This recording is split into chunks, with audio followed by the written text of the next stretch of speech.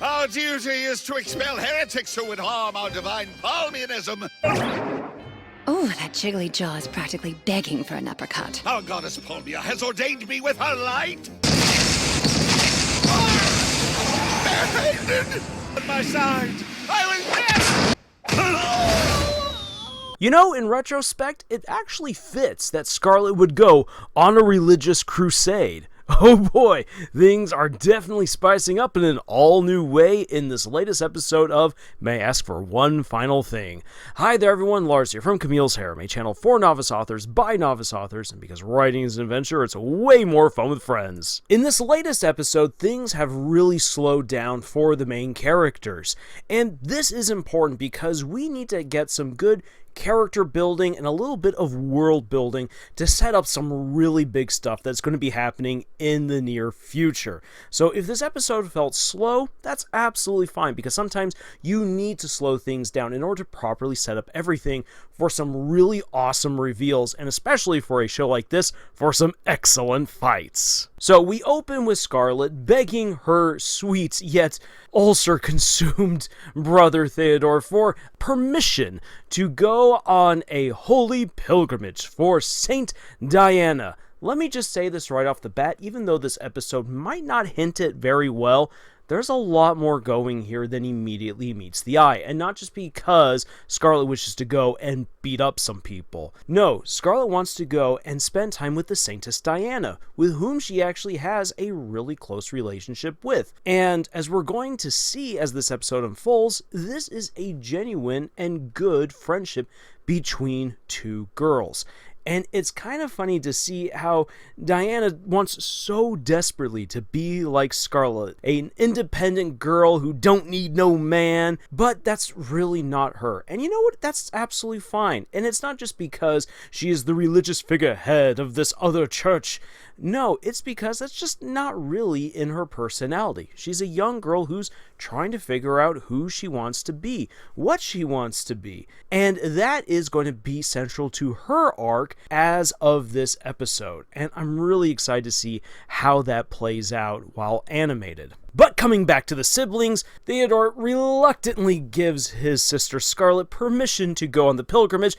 She thinks that she can just simply fly away to freedom, but alas, Prince Julius is yet again there, intercepts her, and they proceed together to the holy capital. I was going to say Rome, but I'll be honest, the city, even though it is all fantasy and everything, doesn't seem to offer quite as much as Rome. But you know what, that's just my personal opinion on the matter. Things, though, get cranked up really quickly to 11 when the Palmyran church steps in. The worshippers of Palmyra are like, oh no, our goddess is the one who should truly run this city and therefore the entire kingdom, and we will not allow even the crowned prince through our gates, because we know that thou art on this holy pilgrimage for the Saintess Diana, and you have brought with you your silver-haired witch.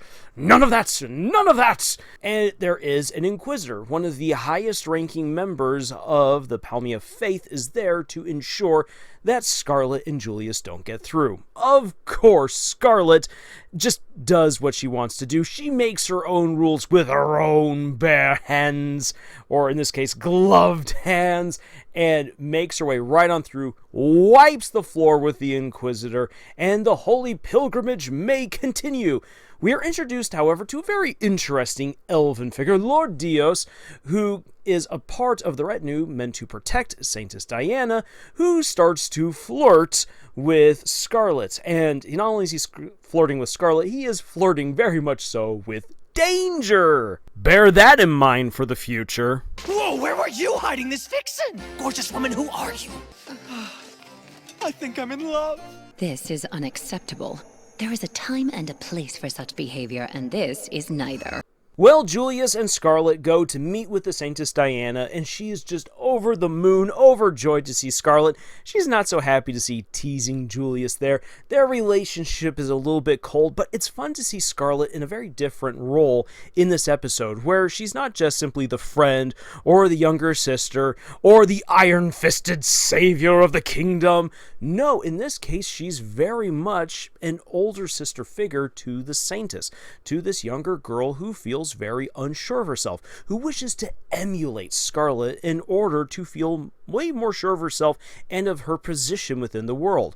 We're going to find out that even though she is the Saintess, again, there's a little bit more going on than immediately meets the eye, and she has a good reason to be a little bit concerned. So she wants to spend some time with Scarlet, the two of them catch up, and it's interesting to see Scarlet's own personal progression in light of the slower episode.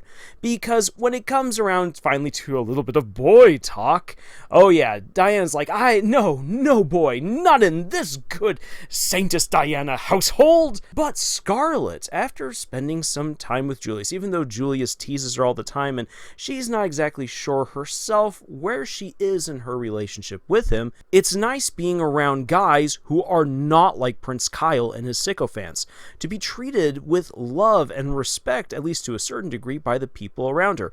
From Nanika to her brother Theodore, to Prince Julius, to their retinues, Scarlet is in a much healthier position in life. As a result, her views and positions on certain things and certain people have changed a little bit, and she's able to communicate that to Diana. The next day, as the pilgrimage really gets underway, and the Saintess is supposed to be escorted out of the city to go to a mysterious magical gem, there is an incident. It seems as though people are trying to disrupt this pilgrimage. We're not exactly sure yet in what way exactly. Are they trying to assassinate the Saintess? Are they trying to kidnap her? Are they just trying to cause a ruckus and break everything up? But things begin literally flying, and Scarlet decides, you know what? It's time to take the fight to whoever is disrupting the Saintess's big day. May all the gods of this magical fantasy universe have mercy on their souls. Again, coming back to what I said earlier, it's very important to have moments where the story slows down. The reason why you need to slow down the pacing, even for thriller stories, or for action-packed, fast-paced stories, is because you need to get to know the characters. You need to come to understand the personal stakes involved with the overall plot. Sure, saving the world sounds great, but we need to care about the people in this world, which is why you need to slow things down so that way we can spend time with these characters, see them in a different light, and come to love other sides of them. What's so important about this episode is that we get to see Scarlet not just as the face-punching woman that she is, but rather as an older sister figure, something entirely different from the younger sister and friend archetype that she has already filled for her friends in school, or when she's playing the part of the younger sister to Theodore. By showing us this side of Scarlet, you come to like her more. And again, this actually shows some personal progression on her part.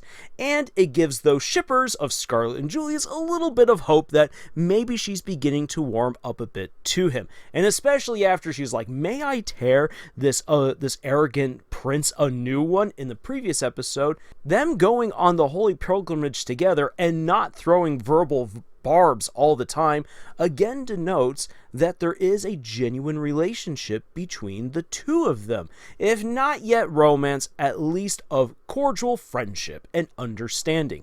There is an alliance between them, which is necessary for everything that they are about to encounter within this holy city. Now, if there is one big criticism that I can hurl at this episode, though, even though I said, yeah, this episode is doing some setup for things to come, the interesting thing is that in my opinion, it's actually not done all too well. Some of the more meaningful setup for the big reveals and the big fights at the end of this arc will be done a little bit later. We're right now being mostly introduced to characters, but the sad thing is that a lot of characters who could be very interesting are very much relegated off to the side. And some of the characters who are going to be very important for later on don't get enough screen time, at least in the manga. I'm hoping that the anime adaptation will be able to deliver just a little bit better on this, so that way we come to understand and know these characters a bit better, so that way, again, we better comprehend the personal stakes involved, not just for Scarlet now, but for all the other characters. That makes the action so much more tense and meaningful when we know everything that is on the line in the upcoming fight. So, as a writer, whenever you slow down the story, make sure you're not just focusing on one or two main characters. Even if you are dealing with a smaller cast, take the time to really develop as much as you need in order to really set things up for when the pace picks up again, because once the pace picks up, the audience is going to expect that we're just going to now start barreling on towards the next big crescendo. Now then, if there is one other gripe that I have, but honestly, I get it. I get that what I'm about to gripe about is meant to be played off for laughs. And because I get that, you know what, I'm okay with it. But still, it's a little bit of a gripe that I have. If you're going to set up a large religious organization as an antagonistic force against the main characters, and you're going to introduce these all-powerful characters like archbishops and inquisitors and the Pope even, you'll want to go into detail about why these characters are so important, why they're so powerful, and communicate a little bit more about their character. Sure, the Inquisitor, who really, again, he's just there as a one-off joke.